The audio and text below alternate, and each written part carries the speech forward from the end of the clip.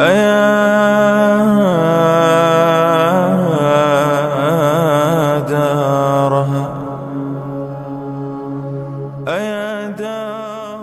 کسی که از دستورات و هدایت رسول الله صلی الله علیه وسلم سر می پیچد و مرتکب محرمات می شود که نفس با آن دستور می دهد، بعید نیست که گناهان وی را دچار عقوبت های سخت دینی و دنیوی خواهد نمود. از جان خود میگی؟ نه. آیت قرآن کریم از الله متعال می فرماید فلیحذر الذین یخالفون عن امره. باید خدا نگاه بکنه او کسانی که مخالفت میکنه از امر الله متعال. چرا؟ ان تصیبهم فتنتون، که برسه برشان فتنه، او یصیبهم عذاب علیم، یا برسه برشان عذاب دردناک. در آیت الله متعال میگه باید بترسن، زیاد متوجه خود شوند که مخالفت نکنه از امر پیغمبر. چرا؟ اگر از امر پیغمبر مخالفت کردی دو چیز در دنبال تا آمده است، یا در دنیا در فتنه واقع شدن که نعوذ بالله آبرو حیثیت عزت اسلامیت مکمل از بین بره، یا است که عذاب الله در آخرت دوچار تو شوه. از او خاطر انسان گاهی هم مخالفت امر پیغمبر نکنه. از امی آیت واضح میشه که تابعداری پیغمبر واجب است، ضروری است، چرا که الله ما را فرمان داده. پس گناه و مخالفت با اوامر، ترجمه را گفتم از او خاطر زیر آمدم، پس گناه و مخالفت با اوامر الله جل جلاله و رسول او صلی الله علیه و سلم مسلمان را دچار فتنه در دین وی میکند که در نتیجه ایمان او متزلزل شده باعث هلاکت وی گردد و شاید هم به عذاب دنیوی یا اخروی یا عذاب در قبر دچار شود. اما کسی که از راه و برنامه رسول الله صلی الله علیه و سلم پیروی نموده و به مقتضای فرمانشان عمل میکند، چون این شخص در امن و امان و سکون و آرامش زندگی نموده، نه غمگین و نه گمراه میشد و نه رنج میکشد، زیرا او راهی را در پیش گرفته که نه ترسی در آن است و نه غمی و نه گمراهی و نه بدبختی، چی در دنیا و چی در آخرت. از جان خود میگی؟ نه. الله متعال می فرماید یا اهل الكتاب، اهل کتاب، قد جاءکم رسولنا، آمده براتان پیغمبری ما. الله متعال می فرماید که پیشتان پیغمبری ما آمده، مراد از رسول الله صلی الله علیه و سلم است. یبین لکم کثیرا مما کنتم تخفون، واضح بیان میکنه، آشکارا میسازه برای شما بسیاری از آن چیزایی را کنتم که شما بودی تخفون من الکتاب، که پنهان میکردی از کتاب. تورات گرفتن اهل کتاب، انجیل گرفتن، او احکامی که به طبیعتشان و به میلشان نبود او را پنهان میکرد، به مردم یک حکم دیگری روانمود میکردن. تحریفات در کتابا شروع شد. قرآن آمد پرده را از جنایت از این مردم چی کرد؟ بالا کرد که این مردم در کتاب الله اینی قسم چی هست؟ دزدنی ها کرده. قرآن بیان کرد و یعفو عن کثیر، کلی گپا را نه، از بسیاری گپا درگذر کرده، بیان نکرده، آن چیزی که ضروری است او را بیان کرد.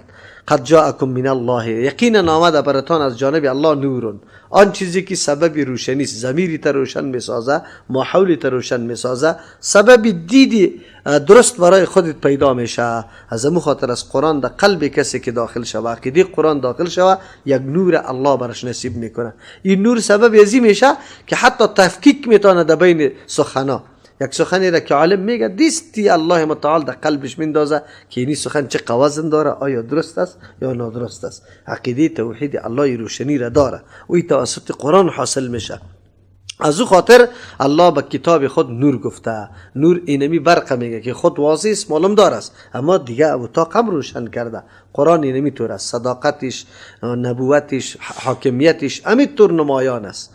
فصاحت و بلاغتی که داره، کتابی است، معجز است، هیچ کس در مقابلش قیام کرده نمیتونه، اما جهان هم روشن کرده. چرا؟ مردم از مخلوق پرستی، از نعوذ بالله انحرافات، از بدبختی ها مکمل سوقت به طرف چی؟ یکتا پرستی و الله شناخت و معرفت الله. این کلش توسط قرآن و کتاب مبین، کتاب آشکارا کننده است. تمام خیانت ها و جنایت های امت های سابقه را مکمل برای ما بیان میکنه که چی گپا بود چی نبود. بعد از اون میگه یهدی به الله، هدایت میکنه، راهنمایی میکنه به این کتاب الله کی را؟ من اتبع رضوانه. کتاب قوی است، کتاب اهلیت و قابلیت ازیره داره که کسی را سوق بده به طرف نیکبختی، اما هر کس نه. یک آدم که خود نمیخواد چطور سوق بده؟ از او خاطر مثل که این فاعلیت فاعل میگه، یعنی مثل که فاعل کارش تاثیر داشته باشه، باید اونجا چی هسته؟ سری کسی که کار واقع میشه او قابلیت و اهلیت هم داشته باشه، ظرفیت هم داشته باشه. باران در لطافت طبیعتش میگه شک نیسته، لیکن در یک زمین چی گله میروه یا نه، در دیگه زمین چی ره خار. چرا؟ به خاطر که قابلیت ها تفاوت داره. قرآن برای کلگی هدایت است، اما ظرفیت هایی که در انسان هاست، قابلیت هایی که در انسان هاست تفاوت داره.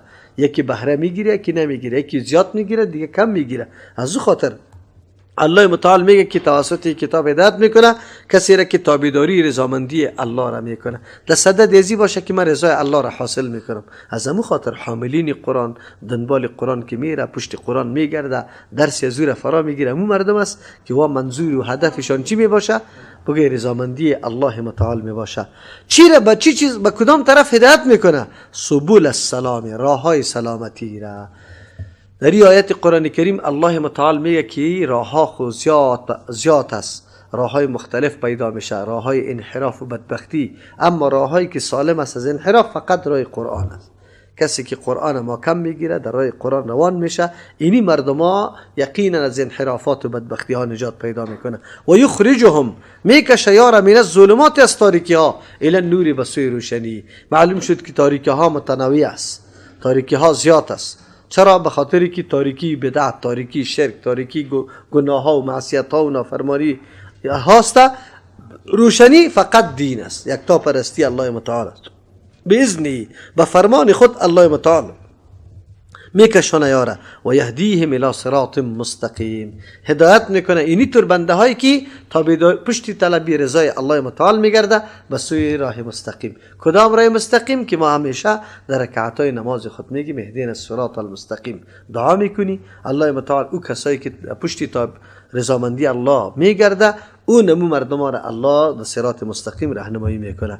ترجمه را گفتم زیر تا شدم. الله سبحانه پیامبر گرامی صلی الله علیه و سلم را مامور ساخت تا آنچه از سوی او نازل میگردد به مردم برساند و رسول الله صلی الله علیه و سلم این ماموریت را با شایسته ترین وجه انجام دادن، همان گونه که تعالی میخواست. الله سبحانه میفرماید پیغمبر در رسالت خود ادناترین کوتاهی و خلاف نکرده، الله شاهد است. از همون خاطر وقتی آیت نازل شد، عایشه رضی الله عنها میگه که در مورد پیامبر اگر کسی موضوع خیانت میگه که رسالت خود ادا نکرده او کافر میشه، به خاطر که الله میگه یا ایها الرسول بلغ ما انزل الیک من ربک، ای پیغمبر برسان آن چیزی که نازل کرده شده الیک بسوی تو، من ربک از جانب پروردگار تو. سه نقطه در اینجا ضروری است: رساندن به مردم، دوم آشکارا باید باشه، پت و پنهان نباشه، سوم کلی چیزا را برسانه، یک پرزه را باقی نگذاره. اگر نعوذ بالله در دین یک امر خوب باشه و او را پیغمبر نکرده باشه، نعوذ بالله به امت خود نرسانده باشه، پیش الله مسئول میشه. فَإِلَمْ تَفْعَلْ فَمَا بَلَّغْتَ رسالته، پشتی سر آیت است. اگر توی کار انجام ندادی، ذمه‌واری خود ادا نکردی، پس چطور یک مومن باور کرده میتونه که یک کاری خوب موجود باشه در گوشگک و پیغمبر انجام نداده باشه، پیغمبر به مردم بیان نکرده باشه؟ ببینی آیاتای قرآن چی تقاضا داره؟ آیاتای قرآن تقاضای زیر داره که پیغمبر دین مکمل یک پرزهش هم باقی نگذاشته. خیر از کجای پرزه ها را ما خود اضافه میکنیم و میگیم که نه تعالی را ناقص بود ولی ما کامل میکنیم؟ مولود از کجا پیدا میشه؟ این ختمه از کجا پیدا میشه؟ همین جنده بالا که این نوروزا میکنه این از کجا پیدا میشه؟ این سفرها را که مردم میکنه که صراحتا پیغمبر منع کرده. مشکل است. اینجا براتان واضح شد که محمد رسول الله گفتنی کدام مردم است. هر کس نیست که در زبان محمد رسول الله گفته. محمد رسول الله تقاضا داره، لوازم داره، از تو مطالبه داره که به می باور داری که محمد پیغمبر الله است. باور بودن بالای پیغمبر همین معنا را تقاضا کرد که دین مکمل رسانده، هیچ کاری خوبی باقی نمانده. ما از جان خود کدام چیزی را اضافه در دین نمیتونیم و هیچ چیز ولو که در نظر ما بسیار خوب معلوم شود خوب گفته نمیتونیم تا که پیغمبر انجام نداده باشه. و الله متعال اطاعت و متابعت پیغمبر صلی الله علیه وسلم را بر ما واجب نموده است، چنان که فرمود قل اطیعوا الله و اطیعوا الرسول، بگوی پیغمبر علیه السلام اطاعت یک الله را بکنی و اطیعوا الرسول اطاعت پیغمبر را بکنی. فان تولوا، اگر اعراض میکنی روگردانی میکنی، فانما علیه، یقینا بالای پیغمبر علیه السلام ما او چیزی است حمله که او ذمه‌واریش در دوش گرفته، سر شانای خود ورداشته، و علیکم ما حملتم، بالای شما آن چیزی است که ذمه‌واریش در دوش شما گذاشته شده. ذمه‌واری پیامبر علیه السلام رساندن احکام الله و دین الله است، بدون کمی کوتاهی، بدون نقصان، مکمل. ولی ذمه‌واری ما چی است؟ ما باید اونمود چیست؟ احکامی که پیغمبر به ما رساند از جانب الله تطبیق کنیم در زندگی خود، بدون کم و کاست، اضافه نکنیم، ترمیم کاری نکنیم. چرا؟ ضرورت به ترمیم نیست. پیغمبر دین مشرح مفصل بر ما بیان کرده، ما در او نه زیادت میکنیم، نه نقصان میکنیم، نه کیفیتش تغییر میدیم، نه ترمیم کاری میکنیم. اینی اطاعت رسول الله میگه. اطاعت رسول الله به این نمیشه که محض بگوی محمد رسول الله، اما مردید خلاف طریقی پیغمبر، زندید خلاف طریقی پیغمبر، نمازت خلاف طریقی پیغمبر، سلام و کلامت خلاف طریقی پیغمبر، باز محمد رسول الله هیچ نگفته ای، نه باور داری، مقتضای از او نمی بود. باز میگه و این تطیعوه، اگر اطاعت پیغمبر کرده، اطاعت ده چی میشه؟ ده هر امر ما فقط پرسان کنیم پیغمبر چی کرده، چه قسم نان خورد، چه قسم خواب کرد، چه قسم وضو کرد، چه قسم نماز خواند، چه قسم زندگی با اهل خود کرد، چه قسم زندگی با همسایه کرد، کلش پرسان کرده، مطابق از او سری خود تطبیق کرده، عمل کرده. الله متعال میگه و این تطیعوه، اگر اطاعت واقعی پیغمبر کرده تهتدوا، بالکل راهیاب است. انسان باز در گدال چیست گمراهی نمیفته، باز راههای غلط نمیپیماید. و ما علی الرسول الا البلاغ المبین، نیست بالای پیغمبر مگر رساندن آشکارا. الله میگه که ذمه‌واری پیغمبر رساندن آشکاراست. چطور شده میتونه که یک امر پنهان باشه؟ قرآن میگه آشکارا، این وظیفه پیغمبر است که برسانه. آیا چی گمان داری که پیغمبر یک چیزی را پنهان کرده؟ الله اکبر. ترجمه را گفتم، همان امانت رساندن پیام الهی بر عهده پیامبر اکرم صلی الله علیه و سلم گذاشته شده و ایشان هم آن را چنان که الله متعال میخواست ادا نمود. و در جمع بزرگ، در کجا؟ در جمع بزرگ صحابه کرام در حجة الوداع فرمود آیا پیام الهی را رساندم؟ الا هل بلغت صداقت. پیغمبر در آخری حج که بسیار مجموعه بزرگ صحابه بود گفت خبردار رساندم حکم الله را؟ صحابه گفتن، حاضرین گفتن بلا، بله، یعنی فرمود پروردگارا شاهد باش. گفت اللهم اشهد، یا الله تو شاهد باش که ما این رسالت خدا، ذمه‌واری خدا تکمیل کرده. و ما هم گواهی میدیم که رسول الله صلی الله علیه وسلم رسالت و پیام الله را به تمام و کمال به مردم رساند. هم تکمیل است، هم پوره است و امانت را به شایسته ترین وجه ادا کرد و امت را نصیحت نمود و در راه الله جل جلاله جهاد بر حق نمود تا آن که مرگ به سراغشان رسید. ما این امید عقیده داریم، همین کلی نکاته، مرگ مردنش عقیده داریم، جهاد کردنش عقیده داریم، محنت کردنش در راه دین عقیده داریم، تمام احکام و ذمه‌واری که الله در دوشش مانده بود او را میگیم که او را رسانده عقیده داریم. ما هم به نوبه خود امانت و مسئولیت بزرگی را بر عهده داریم که عبارت است از پیروی و اطاعت تام مکمل از پیامبر اکرم صلی الله علیه وسلم در ظاهر و باطن. تنها در ظاهر نه، اگر یک کار موافق سنت انجام میده اما قلب دور نمیپذیره باز درست نیست. امور سمبولیک و ظاهری سطحی قطعا قابل قبول نیست. از قلب برش عقیده داشته باش، دوست داشته باش که این عمل خوب عمل است، بهتر عمل است. پس هر کی این امانت را ادا و به عهد خود وفا نمود بدون شک که از رستگاران و نجات یافتگان خواهد بود و با پاداش بزرگ دست خواهد یافت.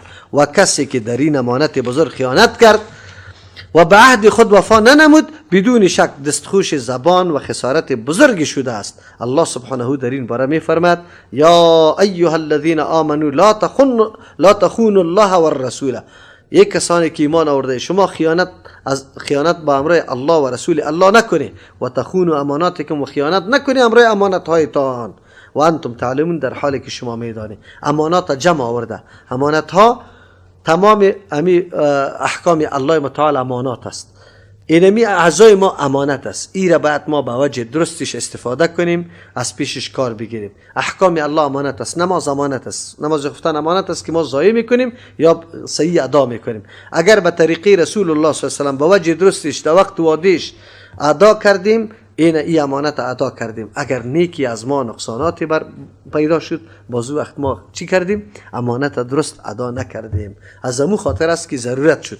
پس برای ما و شما واضح شد که کسی محمد رسول الله میگوید باید باور داشته باشه که هیچ عمل ما، هیچ طاعت ما، هیچ عبادت ما بدون طریقه پیامبر صلی الله علیه وسلم به نزد الله مقبول نیست. اگر ما اینمی طریقه پیغمبر را در زندگی خود تطبیق نمی کنم، در حقیقت ما باور به محمد رسول الله ندارم. چرا که تطبیق نمی کنی، خوشت نمیاد. این را باید از قلب دوست داشته باشی و اینی عقیده را داشته باشی که هیچ عمل که پیغمبر انجام نداده باشه او را خوب گفته نمیتونیم. چرا که خوب می بود پیغمبر انجام میداد. وقتی این مفهوم محمد رسول الله را ما بدانیم، بسیار مشکلات بدعت ما حل میشه. ما که کدام امر بدعت میگیم، قرآن خواندن تلاوتش موجب ثواب است، یک حرفش نیکیست. دعا کردن بهترین عبادت است، بهترین عبادت است. خیرات و صدقه کردن بهترین عبادت است. اما ما چرا خیر بدعت میگیم؟ ما خود یه بدعت نمیگیم. با کدام طرز و طریقی که دعا میشه، با کدام طرز و طریقی که صدقه میشه، با کدام طرز و طریقی که چیسته یا امور ثواب انجام میده، ما او را بدعت میگیم. چرا؟ او کیفیت او طریقی کی نیست؟ رسول الله صلی الله علیه و سلم. اگر هست سند پیش کنه، اگر میگن که نه هست یک سند پیش بکنه. مثلا مولود، مثلا دعا بعد از سنت به هیئت اجتماعی، بعد از فرض نمازا به هیئت اجتماعی، اگر هر یا برای ما بیارن یک سند که پیامبر صلی الله علیه و سلم اینطور کرده. یا اینمی چیست عبادت های مروجه خودی از یا که حی و هوی پیشتر که کلپ برادر مامون او را ما فقط یک سند برام بکشن که رسول الله صلی الله علیه و سلم اینی رقم عبادت کرده، مقتدی اینمی قدر توب زده، خود انداخته، هیاهوی کرده و این طور هو گفته، یا میگه هو ذکر است، میگه الله ذکر است. اگر پیغمبر کرده باشه بس چش اول عمل سری عبادت یا سری ذکر کی کرده؟ رسول الله صلی الله علیه و سلم. کلی از کارش نقل است. کتابای حدیث برای ما پیدا کنن که یک جای پیغمبر و صحابه الله الله الله الله الله الله آخرش هم این چیز گم میشه. این اگر کرده باشه بالکل درست است. معلوم شد یک مفهوم واقعی محمد رسول الله را فهمیدن بسیار اشکالات و شبهات ما چی میشه؟ حل میشه. با مردم استدلال همینطور میکنیم که ما دعا را بد نمیبین، دعا خو عبادت است، اما با کدام طریقه؟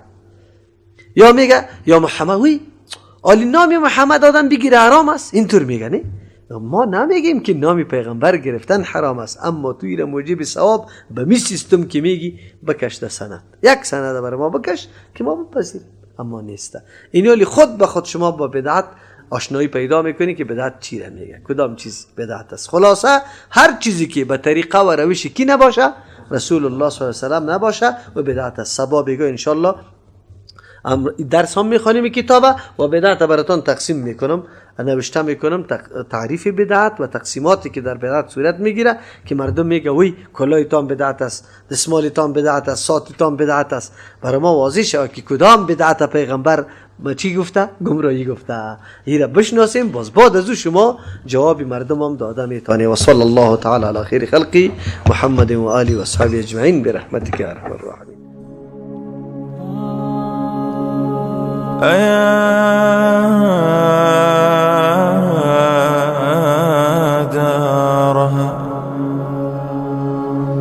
أيا دارها حييت دارا ومن